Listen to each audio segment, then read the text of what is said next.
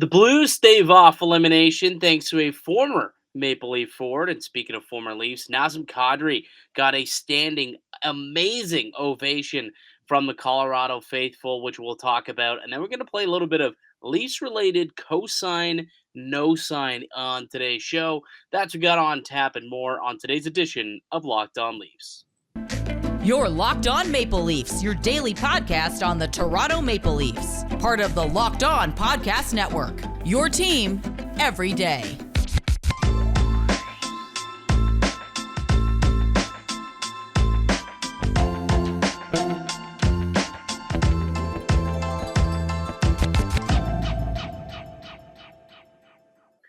Hello and welcome to the Locked On Leafs podcast, your one-stop shop for all things Leafs. I'm your host, Mike DiStefano from TSN 1050 Toronto Radio, also known as Al's brother on TSN's Overdrive and TSN 1050's Leafs Lunch. Joining me, it's my co-host, Dave Morassutti from Sportsnet, also writer for the NHLPA. Locked On Leafs is a daily Maple Leaf-centric podcast, so be sure to subscribe for free wherever you get your podcasts from if you haven't already. Also, check us out through video format on YouTube, Locked On Leafs. Smash that subscribe button. We're still on our road to 1,000. Once we clear the 1K mark, we're giving away Leafs jerseys, so you're going to want to make sure that you subscribe and share with all your friends. We need all of Leafs Nation. There are millions of Leaf fans out there on the internet and perusing the YouTubes. So let's get these guys locked in here to Locked On Leafs. All right, Dave, we're gonna chat a little bit about what we just saw last night, the Avs and Blues. We're getting down to it where it's one game a night. It's really getting to that point in the Stanley Cup playoffs, and last night's game was fantastic. It really had a bit of a Bills Chiefs like playoff type feel. You remember that Bills Chiefs game this year where it was just a shootout in the fourth quarter? They're going back and forth, and then just when you think one team had won it, then the Chiefs came back and tied it up and won it in overtime. That's literally exactly what happened in this Avs and Blues game. Former Maple Leaf Tyler Bozak scoring the overtime game winner to stave off elimination in Game 5 and force a Game 6 going back to St. Louis. And I got to ask you, like what we saw happen with Kadri with the hat trick in the last game, the other night we see Zach Hyman doing his thing. Now we get to see Tyler Bozak out here getting OT game winners. Is part of the Leafs playoff curse the fact that we also have to sit here and watch all these former Maple Leafs just go on and have great success in the playoffs? Is that part of the curse? I should have pulled up the tweet because somebody put out every time a player gets traded from the Leafs, and it's a picture of a bunch of Gretzky's skating on the ice. I mean, it kind of makes a lot of sense. So like Hyman, Kadri, Tyler Bozak, Frederik Anderson, like all these guys were Carter Verhaeghe, even Mason Marchment for a good chunk. Yeah. Yeah, it's really something something that we got to live with as Maple Leaf fans. But Tyler Bozak, you pulled out this stat about Bozy tonight. Now he scores the overtime game winner, but what was the crazy stat that you told me right before we hopped on here about that game winning goal? I'm gonna throw it up here so then all the folks on our YouTube channel watching this can see it. But I'm gonna also zoom in. Tyler Bozak hadn't had a shift since the 10:44 mark of the second period. First shift in overtime, scores one of the big goals of his career.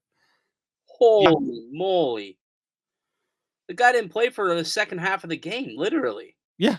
He didn't play he literally sat on the bench for half the game.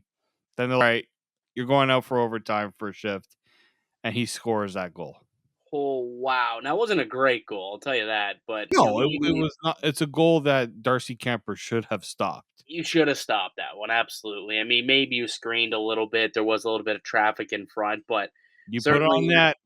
That's one you need to have in overtime, especially after you already gave up a 3-goal lead. I mean, the Blues were down 3-0 in this game, down 3-0, and then they stormed back, made it 3-3, and then Nathan MacKinnon scored the most outrageous goal that I have seen in a long time, and it capped off a hat trick, and that place was buzzing. The crowd was alive, and I wish that would have stood as the game-winning goal because how amazing would that have been? Let's pull up this goal so the people on YouTube can watch what we're talking about here. And if you're just listening through audio form, you got to go and check it out on you'll see it all over Sports Center or the Oh, highlight reel if you pack. haven't seen the goal by now, you guys are like, I don't know, you guys are missing out. It's all over Twitter.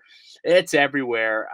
This is one of the most amazing coast to coast goals that I have honestly seen. I can't remember the last time I saw something this amazing in the playoffs where it meant there was so much gravity towards this goal. I know the guys on the broadcast were talking about, like Mario Lemieux against the Minnesota North Stars as like a comparison to how it made them feel. Let's hit play on this bad boy and watch this beautiful play here. Like, So he literally picks up the puck from behind his own net, skates it all the way down the ice by himself, dinks past the defender. who was number 4 there? I wish I knew who number 4 on the Blues We could was. check. Because We could my check in a God. moment, but goes from backhand to forehand quickly and snaps it up over the goaltender top corner. Just an unbelievable. I think it's Bobby. Is that Bobby Bortuzzo, number 4? I thought he was Maybe 44, he's Bertuzzo. 44, but that was just an outstanding goal, man.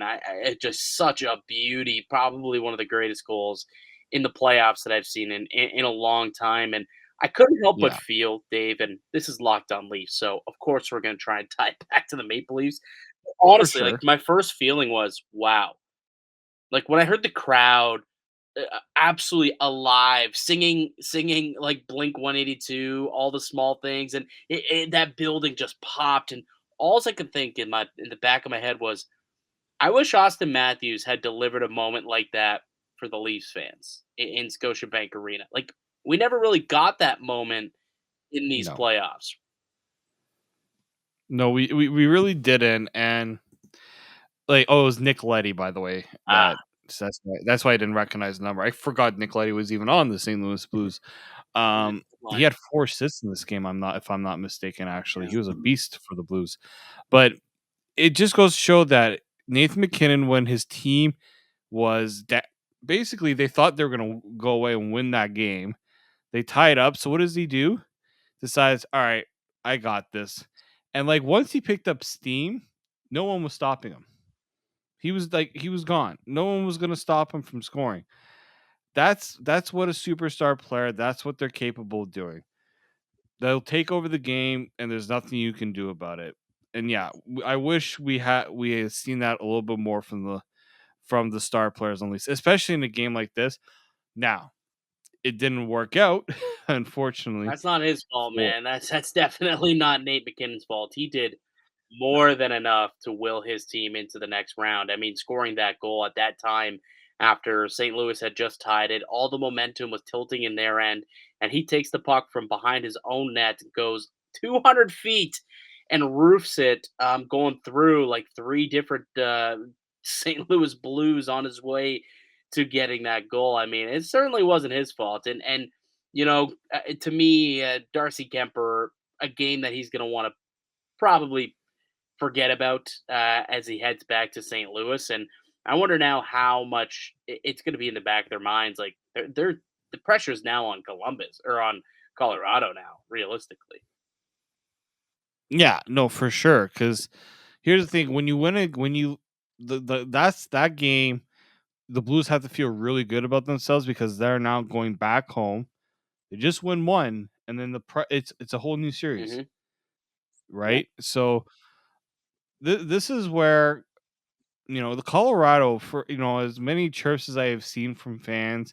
There's one person I know who's a big Avs fan who always chirps about the Leafs. Colorado Avalanche haven't exactly had a lot of playoff success themselves, right? If they had won tonight, it would have been their first trip to the Western Conference Final since 2002, Yeah. Patty Waugh days. right? So, okay, I understand the Leafs aren't exactly the model of success for the playoffs, No. but the Avs, since the Joe Sakic days, haven't exactly been a beacon of, playoff, great playoff aspirations themselves. So Yeah, this is they themselves have had to go over a big hump, and like the last 2 years have been very disappointing. Like losing to Dallas in the bubble, and They then were down losing to to they were down to Michael Hutchinson between the pipes for that series, if you recall. Hey, you just find a way, man. Well, I You guess. find a Yeah, way. you're right. I guess they could have found a way, but we'll give them a little bit of slack on that one. Mhm. But But yeah, this series has now gone very intriguing. That's for sure. yeah, it certainly has. It's definitely gotten a little intriguing. I got an intriguing question for you. Why don't we take a break, and on the other side, I'll ask that question. And I also just want to show a couple of videos and photos that were kind of floating around of the Colorado Avalanche crowd just really it was just like heartfelt. Their appreciation of Nazem Kadri tonight after what he had to endure in St. Louis. He comes back to Colorado, and Avalanche faithful cheering him on, chanting his name.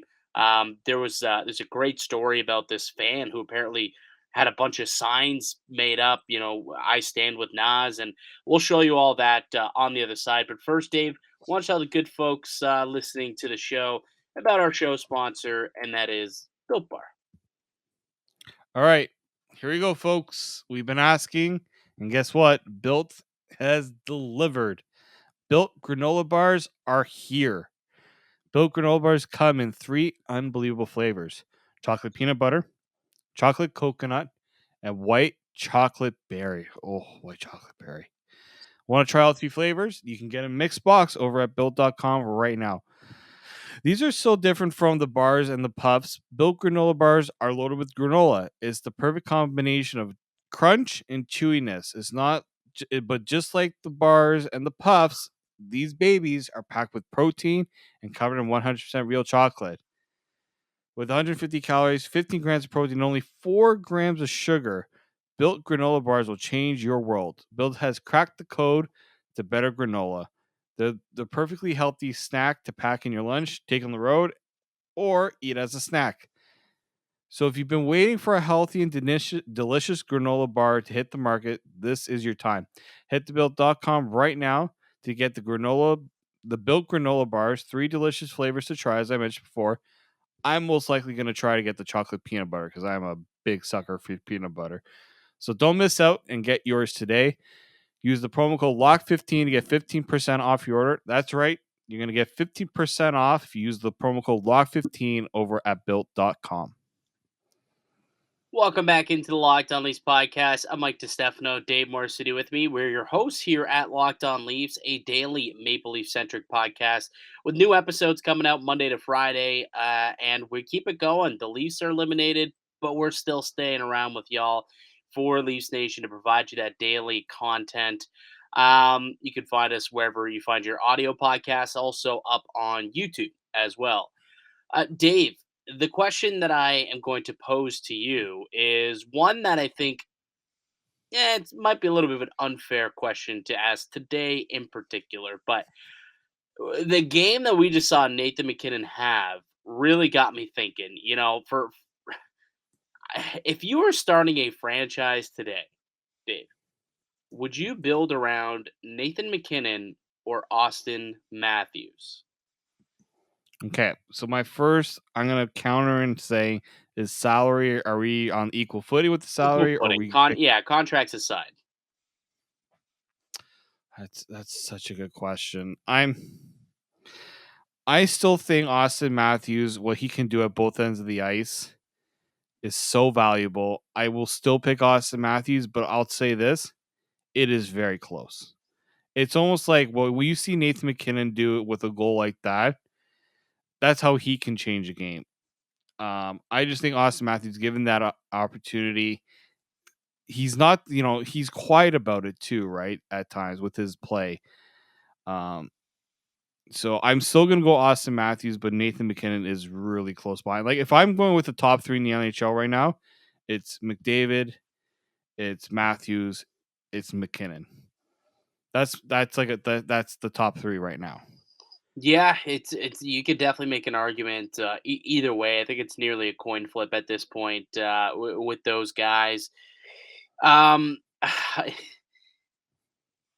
you kind of talked about how McDay or Matthews is a little bit more quiet when it comes to his success, and in a way that kind of bugs a lot of people. It bugs Leafs Nation how kind of quiet he is out there on the ice. He doesn't have enough emotion. Where Nathan MacKinnon, that guy, hard on his sleeve. Like last year when they got eliminated in the playoffs, he came out and he's like, I haven't won squat. Like we haven't done anything. Like there's nothing to be proud of about the season we had. We got to win, and that's what we're gonna do next year. That was the attitude that Nathan McKinnon had last season. That's not necessarily the attitude that we heard out of Leafs brass and out of Austin Matthews last Tuesday when they did their locker cleanout. They were very happy with the way that things went, how close they were, how they did good things in the regular season. It's just like, the fire that Nathan MacKinnon gives you, and the way that fire, he's able to fuel it into a game-breaking performance like that at a big moment in big time. Maybe, like I said, this is just I'm answering this today after just watching McKinnon doing what he did, and I haven't watched Matthews play in a couple of weeks. But man, like I might go Nathan MacKinnon. Here's what I'll say in kind of against Nathan MacKinnon too. He's achieved almost like hasn't achieved as much as Austin Matthews either. I mean, he has won a round. You can give him that, So more but than he 1 round. hasn't taken. Yeah, but he hasn't taken his team to a cup final. No, He hasn't like we talk about how Austin Matthews. We wish he step up in these moments. Like this is Nathan MacKinnon has stepped up, no doubt about it. But he's also hasn't really achieved what a guy like Connor McDavid has taken the Oilers quite, yes. I think, further than Nathan MacKinnon has. So that's where I'm about that. But yeah, no, I still think Nathan MacKinnon. I don't know if you ever remember, he actually got like a sports psychologist when he had his worst season ever, and it's changed the way he's played. Maybe there's something to that. Maybe there's something to the Well, the Leafs, uh, they did go out and get was it Greg Harden? Was it Greg Harden was the guy who they went and got, the sports psychologist, the guy who like literally worked with Tom Brady and Michael Phelps and all these mhm. greats and Hall of Famers from around the sports world. So they did go out and get those guys, and a couple of players who had great seasons attribute that to Greg Harden. I think Mitch Marner has, applauded him a couple of times. Jack Campbell for getting his mindset ready. So they have that guy. It's there, but to me, you can lead a horse to water, but you can't force it to drink, right? Like you can tell him as a sports guy psychologist all you want about how to be great and be better and how to think, but at the end of the day, you know you got to flip this internal switch yourself. And I know Matthews has it in him. I've seen it happen in the regular season. I need to see it happen in the playoffs. And when I'm watching Connor McDavid do right now, what I just saw Nathan MacKinnon do, I know they lost the game, so it takes a little bit They should longer. have won. He gave them enough to He win did that that game. That 4 was points, 4 points and a hat trick. I mean, the guy flipped the switch. You can like you can only it's hockey. It's not a game where one guy can truly, drag you, but he did it as much as he possibly could, especially with that goal. Andre Vasilevsky would say differently. I will say. Fair enough, fair enough. Although, Like I get no, like as a player, a skater on the ice when you're only out there for what at most 22, 23 minutes. If you're Nathan MacKinnon, yeah, I don't know how many I get games Vasilevsky also would be able to win if Kucherov, Stamkos, Hedman, Sergachev, McDonough weren't in front of him either. It's yeah, hockey. he doesn't score the goals. That's fair. Hockey's like hockey and football to me are the ideal team sports where Mm. one guy can't win it for you like you see in basketball. But McKinnon and McDavid are kind of starting to flirt with that mentality where they kind of are saying, "Hey, I'll hop on my back, boys. Let's go through to the next round." I mean, McDavid's doing that 100%, and by him doing that, he's seeing everybody else elevate their game around him. McKinnon did that tonight. We'll see if they can end up moving forward. There was just a little bit. I know Matthews has it in him. I know he does. I just want to see it happen in the playoffs when it matters. You know what I mean? Like I wanted to have that moment that where MacKinnon scored to make it 4-3 on that unbelievable coast to coast goal, and the building erupted. I didn't get that with Austin Matthews in the playoffs. No. We didn't. The closest we got was that pop pass, which was awesome, but it wasn't the same. You know what I mean? It just wasn't the same. The closest we had was Game 5 when they scored that winning goal, the winning goal, where Marner shoots it was it was a rebound goal. I get that, but it that was kind of like, oh, the Stars kind of they got the job done. They put the game away. Like that's the closest we kind of got to it in that series, for sure. Yeah, absolutely. All right. Really quickly before we play some cosign, no sign, I want to talk about the reception that Nazem Kadri got today in Denver. I thought it was fantastic. Do you want to start with the sign, the photo that was taken pregame and Yeah, warmups, and talk a little bit about the signs that were created? I saw a tweet, so I'm assuming this is correct. Realistically, I'm kind of just assuming whatever report I saw, but you see these signs that say "Stand with Nas." Somebody, like a fan, quite literally, printed these out and brought them to the game, hundreds of them, and placed them in seats so that everybody in their section, I think, and potentially yeah. around, I don't know how many people had them, but probably a lot. And as like in solidarity with Nazem Kadri after the nonsense that he had to endure the other day, when he was back in St. Louis. And this is just amazing. Like you see everybody stand with Naz, and it's a great photo. If you're listening to it, I'm trying to describe it for you. It's just a bunch of signs that say "Stand with They had Naz," and he's standing there, obviously, right next to all of them. Um, It's a great it's photo. a great It's an photo. amazing I photo. tweeted it out, so you can go check out my Twitter at Mickey_Canuck. You could see it. And then later in the game, there was we could bring up the chant. This was in the middle of a TV commercial break, where they were literally just chanting like Kadri, Kadri, Kadri, and it almost gave me boot goosebumps, man. And so yeah, I Yeah. think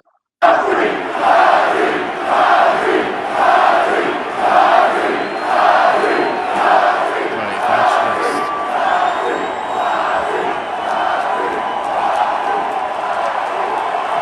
and you see him at the end. You can't if you pay attention to the video board, you can see him kind of like God, nod and approval. yeah, absolutely. Like that's gotta feel so good, man. Could you imagine? Inc- Like, Incredible oh, moment. incredible. Yeah. I tell you what, the Avalanche fans are doing their part to try and get Naz to stay on a hometown discount. Because after a night like that, if I was Joe Sakic, I would be calling up Naz and be like, "Hey, you want to sign an extension here? Or like let's just get this thing hammered out." Because that guy's got to feel so loved by that market right now. And look, he was loved in the Toronto market too, right? Like he didn't want Yeah. to go to Colorado, but now he's there. And after them supporting him after what had happened in St. Louis, like I said, the fans are doing their part to try and get Kadri to re-sign in Colorado. He's got a chance to get an absolute payday, So I don't know if he's going to, but it's just it was really kind of moving to see the crowd really, get in Kadri's corner after a tough kind of week for him. Yeah, it was amazing because that's where fans truly that's the job of the Yeah. fans. Support your guy when he's going through a tough time. Now, I know the situations are different. I know the magnitude of the situation is completely different, but I'll never forget that John Tavares moment where he came back to Toronto the first game after that loss to the Islanders in that first game where he had stuff thrown at him. He was pretty much made the villain for that entire game. And they had that special moment with Tavares, and people were making fun of the Leafs fans for doing that. But that's where fans come in. That's the impact that fans can have because you can bring up a player when he's at his worst. The players I truly believe that that players feed off that energy from the fans. I think the coolest thing about this is it's clearly something that was planned because some people had custom stand with Nas signs. So this is something that Colorado fans truly got behind. Yeah.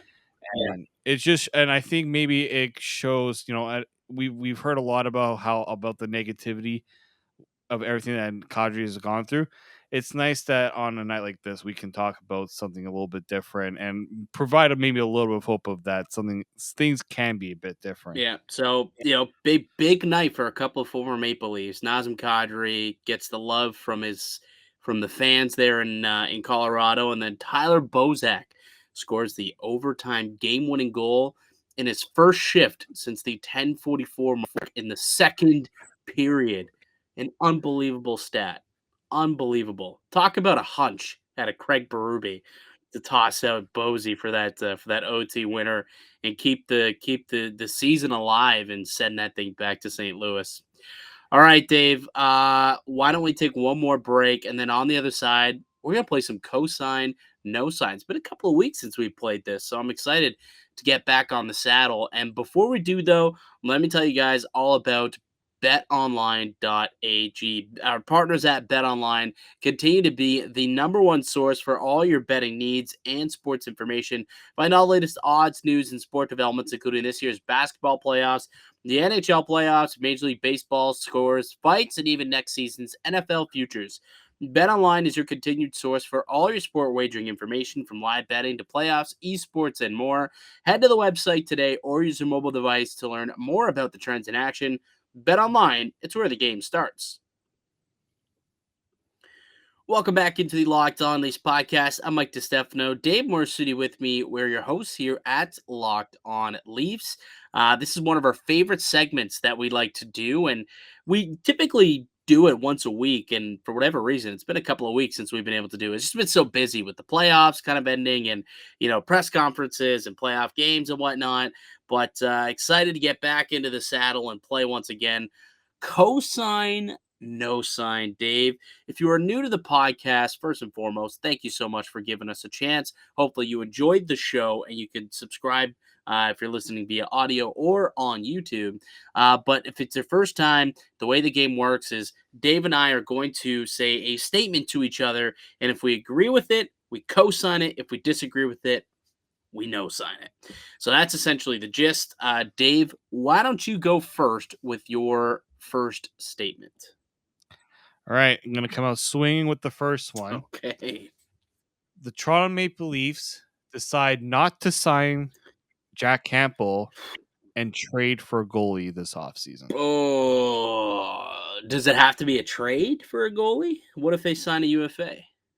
Okay, how about this? They'll bring in a different goalie. I think it's likely a trade, but we'll generalize a So bit. basically, you want to neither Jack Campbell or Peter Mrazek will be the team's starter next season. Correct, Okay. though. Man, I think I'm going to co-sign that. I really think I'm going to co-sign that. Just reading the tea leaves and reading all of the reports that I've seen out there. I've spoken with Darren Dreger and Chris Johnston, and they keep telling me that Campbell's camp and the Maple Leafs are pretty far apart in contract negotiations. And this is Campbell's one chance to get paid in his career. I mean, relatively, he's been very much underpaid the last couple of years at $1.6 million. He's got a chance to go out and make significantly more for him and his family for the rest of his life, and maybe, his future family. So I think that he is ultimately going to do that. And I'm not sure that the Maple Leafs are a team that's going to be willing to give him what he wants. Not even close to what he wants, to be honest with you. I personally would not sign Campbell for over $4 million. So therefore, I think he wants more than that. I think he'll get more than that. It'll be kind of a Zach Hyman situation where there's just a better opportunity elsewhere. So he's got to make that choice. And I'm hoping that Mrazek's not here. So I think that we'll see whether it's a free agent or a trade. Yes, I will co-sign that Campbell will not be back, and someone else will be the starting goaltender for the Maple Leafs in the 2022-2023 season. And what I'll add to that, because if you are a part of our Discord community, if you're not, I don't know what you guys are doing. You got to get on that. A lot of people seem to be on the John Gibson train. Ooh. Somebody brought up Varlamov. But a good point that somebody made in the Discord about Varlamov is He that makes he $6 hasn't million. exactly the money and the fact he's been in a tandem the last few years with Sorokin. So like, can he be a starter, like a full-fledged starter again? I think he can. I don't worry about that at all when it comes to Varlamov. He's only a tandem because they have Sorokin. I don't think he's a guy who necessarily you'd be worried about. I mean, he's been a starter. Let me quickly pull up. He's also 34, so he's also up there in the age Yeah, category. I'm not sure he's a guy who you're expecting to be a long-term goaltender. He's probably somebody who you're just going to grab for the next. I think he may only have one more year left on his contract, anyways. Maybe 2 I'm years pretty left. sure But about I mean, this is a guy who's played, 63, 57, 57, 51 games. Seasons. It's just the last 2 seasons he's seen his workload go down. Even 3, he had 30, like it says joining the Islanders 39, 35, 29. Yeah, for sure. I think he was hurt in that first year when he was with the Islanders. They only played 56 games in his second year with the Islanders. Oh, I think he Correct. was tandem with Robin Lehner, actually. Was that the Lehner year? One of them was the Leonard year, one of them was Thomas Yes, I think Greiss. it was actually him and Lehner in 1920, perhaps. Um, could that have been it? That's Anyways, regardless, I don't feel he's a guy who I do feel comfortable playing 55 games. I don't think that's something that would worry me. It's more so the contract at 6 million sheets that I think would be tough. I mean, if we're struggling to pay Jack Campbell over more than $4 million, I don't know if I'm too keen on paying Varlamov 6 million, which is why the other guy that has been named, John Gibson. I mean, he makes I think $6.8 million. I want to say somewhere in that neighborhood. That's kind of tough unless you can get Anaheim to retain, but I just don't see them doing that. much left on the contract for them to do that. Yeah, I will say Leonard was the year before, so he left just as that's right. So Varlamov. Leonard signed in Vegas and then, or no, No, he went to Chicago. Chicago, and that's the year that Varlamov came over, right? So Gibson is at 6.4 million until his deal is done. This is a situation though. If you're trading for a guy like John Gibson, you're telling Anaheim you're taking Peter Mrazek as part of the package. Yeah. Oh, Like, they have to. You have to give up. So you got to get to make the salary work. absolutely, They have absolutely. But even with him out, yeah, 6.4 is a lot. It's funny because 6.4, not a terrible lot for a goalie, but for a team like the Leafs, that's a pretty penny. it is. It is. This is why I really do wonder if that's something. A couple other names that I saw, like some UFAs. Darcy Kemper's a UFA, but I don't think they'll be able to bring him in. Georgiev's a UFA. Corpusalo, Braden Holtby, if he's healthy. Actually, didn't Corpusalo get re-signed with Oh, Columbus? you know what? He did actually recently. He re-signed, I think, for $1.5 million. I'm a little surprised about that actually. Yeah. Because he's on the outs. And the flower is technically a UFA. I don't know if he's going to want to, continue his career, but he's a UFA. I know he said he does, but it's just a matter of. I think he's gonna be very, very picky of where he signs. So we'll see. We'll see. But ultimately, I do believe that we're going to have a different goaltender between the pipes next season. All right. My first one for you, Dave. Mark Giordano will be the only significant pending UFA that returns next season. Ooh, okay. So I have Cap Friendly up right now. So that means no Spezza, no Mikheyev, no Labushkin, and no Campbell. Are those the ones you're pretty much putting in there? I'm not putting. Blackwell would be in there as well. Okay, so you're gonna put Blackwell in that camp too. Yeah. I think I'm gonna. Man, the Jason Spezza one's a weird one. I feel like Spezza could come back just because of the reputation part of it, but that's a tough one. The other guys I don't see coming back, so I'll co-sign it, but only if Spezza decides he's not playing next season. Interesting. Because I think Mikheyev's gone. It's not that I don't want him back. It's just he's going to want money the Leafs can't pay him. Yeah, I think I agree with you. The interesting, the only one that I'm kind of wondering on would be if they want to bring back Blackwell at a cheap deal, just because he played decent on the fourth line, I thought. But I think it depends what they want to do with the fourth line. If they want to get a little bit more meat back there, then maybe they do let Blackwell walk, That's the and that's kind of the way that they that's can get it done. that's what I'm thinking. I said Yeah, you got so many guys that are kind of fit the same profile. You got to bring in something different, yeah. and Blackwell kind of fits what the Leafs already have a lot All of. right, all right. Second one for you. Go ahead. Second one for me was actually going to be about the defense. We kind of discussed this the other day, but I think I want a more definitive answer. Uh, Jake Muzzin does not return to the Leafs next season. Oh gosh.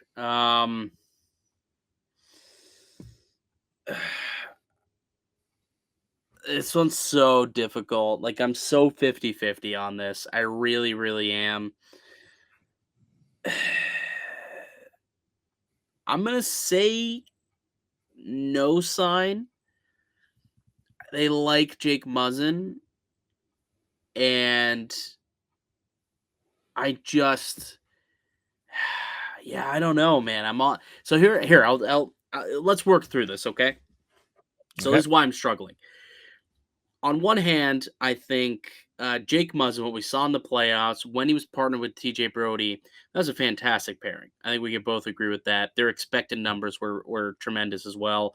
They didn't give up a whole lot, and they were incredibly responsible in their own end.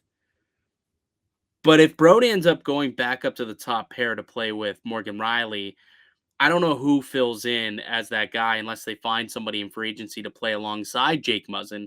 And at this point, I'm not sure I'm sold on Muzzin as a top four guy if his partner isn't better than him to elevate his game. At the end of the day, Mhm. at his age, I think that he needs a little bit of help, right? So then I'm thinking, okay, well, who would replace him then? And then you're thinking, well, is Sandin ready to make that leap? Could they believe in Giordano that much where he could play a top four role? So I'm kind of on the fence a little bit. But at the end of the day, I think the intangibles that Muzzin brings to this team, if they can find somebody to partner with Riley, and maybe that's bringing back Labushkin or going out and getting another right hand defenseman or making a swap. We talked about that before, whether you give up like a Sandine or something to go out and get a piece. I'm going to. You said that he won't be back. He does not I'm gonna return. no sign it. I think he comes back. I do. I just think that you'd be asking too much of Gio and Sandine to fill in the void of Jake Muzzin, and I don't know if either of those guys are capable of doing so. So I'm gonna say that he returns, and so yeah, I'm gonna no sign your statement there. All right. I've got an That's fair. I've got an interesting one for you. Oh Real boy. interesting, Dave. John Tavares will finish out his current Leafs contract still with the C on his chest. I'm going to co-sign it. I think it's very rare that you see the captaincy get taken away from a You've player. seen it though. And You've seen it. I've seen it. I remember when it happened in San Jose with Thornton and then Pavelski taking it. Marlowe as well before that. Right. They did it 3 times. Forgot about that. And Um, Dustin Brown giving it up to Anze Kopitar. Giving it up is like that's the thing. If Tavares gives it up, that's fine. But if the Leafs take it away from him, that's just a story it adds I'm not saying add pressure, but it's just an unneeded story to feed this media market. I just don't think that does not sound like this front office. So I'm gonna co-sign. I'm gonna say he's gonna finish with the C, and then you're gonna see. Like I personally, if I had my pick, by the time his contract is done, Morgan Riley is still signed here. That's who I would be giving the C to if Tavares is no longer with the Leafs. Well, let me ask you this. Do you think that's a nice little carrot that could be dangled in 2 years when one Austin Matthews needs to return and maybe John goes up to AM 34 and says, "Hey, look, we need you here. You are our true leader. You deserve to have the C. You just got to sign on the dotted line, pal. It would be a nice. I think it would be nice if there were some sort of succession plan. Now, even if Tavares stays, I think it would be nice if he did pass it on to someone because, Oh, like if he as some, signed an additional contract after this? yeah, because I do think I don't know where he'd want to finish his Yeah, career. So, it'd have to be like he'd be a Toronto Greybeard, 800K type of guy. yeah, no, and like, but he's made his money, right? Right. And you kind of hoping that Oh, most of yes, these, he has. right, a lot of these guys will have made their money. Mark Giordano, I think, kind of set the retirement plan for a lot of guys in Well, Toronto and Jason Spezza Spezza started too. it, right? And Yeah, Spezza, and then Simmer did the same thing last year, and now you got Gio. Who knows? Maybe. I mean, Tavares isn't as old as those guys. I think he only will be like 33 or 34 when that contract expires. There's what, 3 years left on that thing, so he won't be as old as those guys, and probably still has like one more decent contract in him if he wants it. But yeah, we'll see. We'll see what happens there. All right. Go ahead. Your third one. my third one. We've kind and actually there was an article from Kevin McGran, kind of talking about how the Leafs need some internal some guys from Internal within, growth. internal growth. That thank you, that was the word. And so I'm going to put out this challenge to one Nick Robertson. Ooh. Nick Robertson breaks camp on, not only makes the Leafs roster, but he becomes a fixation on that top six. Oh, interesting. So Robertson. Okay, again, let me talk myself through it.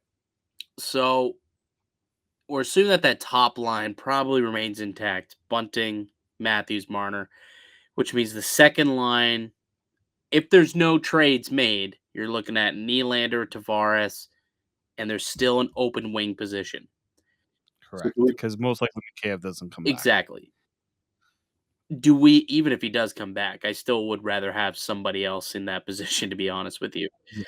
Do we believe that Nick Robertson can take that next step and be a legitimate daily top six winger who can help elevate Willie and Tavares? Do we believe that to be the case? Let me see exactly what we're dealing with here because he ended up having a terrific like he ended off the year with the Marlies really well. Ended up with 28 points in 28 games, 16 goals in that stretch down with the Marlies. Played okay in the 10 games. He was a point per game player with the Marlies, 16 goals, 28 Yeah. points. It was just injuries for him. It was injuries. So maybe like if he could stay, if he's healthy, has a great offseason, I think that the Leafs are also in a situation where they may not be able to afford to bring somebody else in, and they may have to give him an opportunity if they don't make drastic changes to the top six. Then yes, I believe that Nick Robertson will be given every opportunity to become that top six player that they want him to be, that they kind of need him to be at this point, a cheap little ELC contract.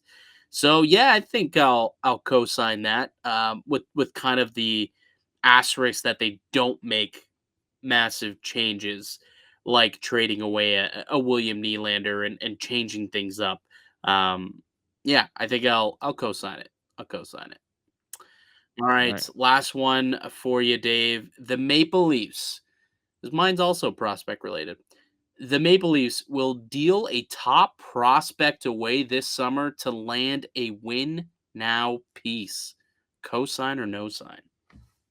So this is where I think that you're gonna, if you're going to try to make a big move, you're gonna have to include some prospects or young players to sweeten the deal.